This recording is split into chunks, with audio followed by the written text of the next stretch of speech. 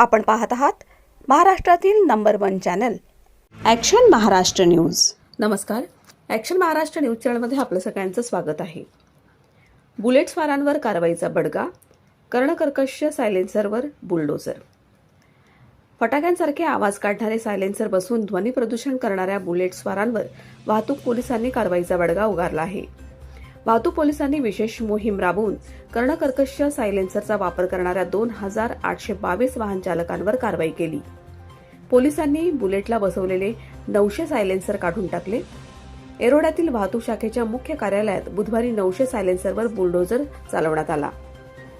शहर परिसरात गेल्या काही महिन्यांपासून बुलेटला फटाक्यासारखा आवाज काढणारे सायलेन्सर बसून कर्णकर्कश आवाज काढला जात असल्याच्या तक्रारी करण्यात आल्या होत्या।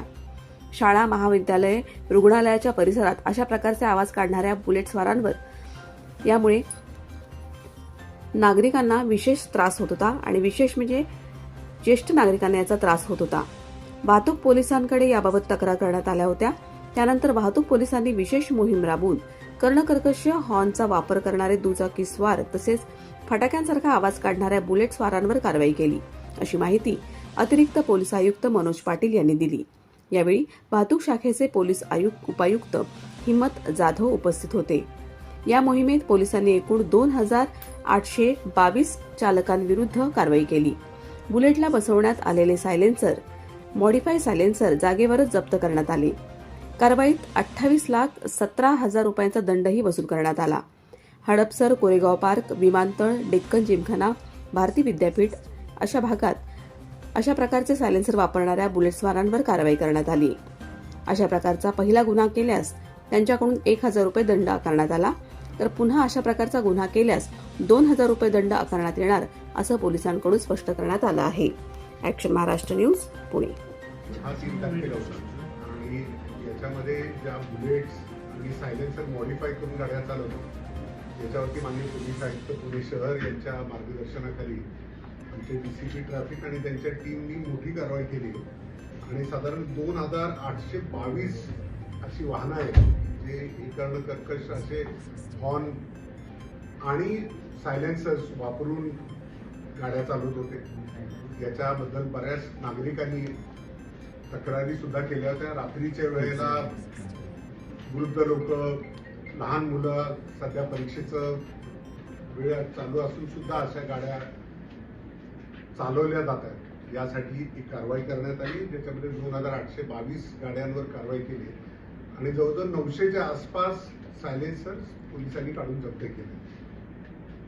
आता यापुढे जाऊन जे जे लोक असे सायलेन्सर बसवतील त्या गॅरेजवाले किंवा दुकानवाले जे हे बसवतील त्याच्यावरती सुद्धा पोलिसांनी कारवाई सुरू केलेली आहे। काही दुकानांवरती याच्यापूर्वी कारवाई केलेली आहे, यानंतर आणखीन काही जणांवरती कारवाई करण्याचं नियोजन आहे। माझी विनंती आहे, जे लोक असे एक्स्ट्रा नॉईज करणारे ज्याच्यामुळे कर्णकर्कश अशा पद्धतीचे सायलेन्सर वापरतात त्यांनी खबरदारी घ्यावी।